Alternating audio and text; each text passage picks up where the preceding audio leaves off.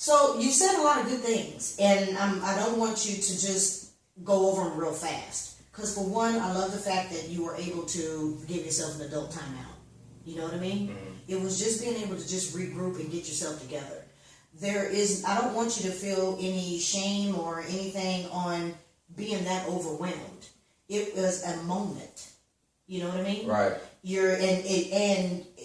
The way you've described it, that's exactly what that moment seems like. You know what I mean? The kids are out of control. You know that commercial where you see that woman talking about, making a vacation and she's like a teacher or something and the kids are just running wild and everything. I can see that's how you're describing that moment. In that moment, you should have lost it.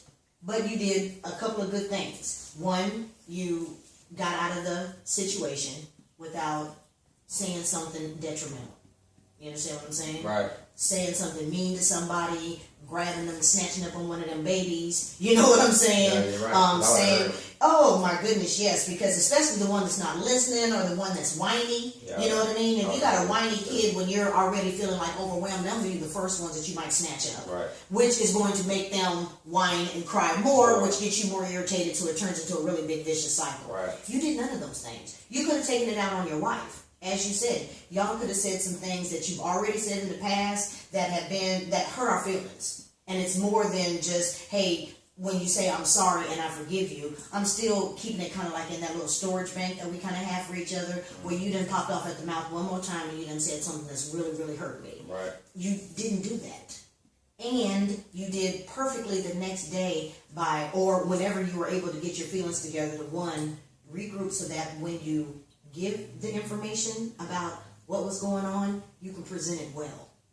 Instead of presenting it to a point that you've said something that's hurt me, and now you got the nerve to try to explain yourself, so really now I don't give a damn. Right. You know what I'm saying? Instead of you just getting away from me, not saying anything hurtful, and then when you come back, you can explain yourself.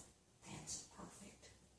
That's exactly what you're supposed to do, especially when it was only 15 to 20 minutes that you had to get away. It wasn't like, I had to go to Reno, I had to just get away for a whole weekend. You didn't go out like that. You went downstairs and didn't scare your kids, because that's what would have scared them. You know what I mean? And it scares us when I say scare your kids.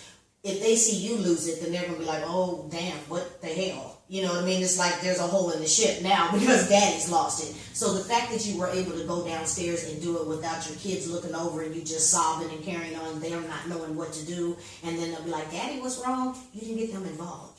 You did a lot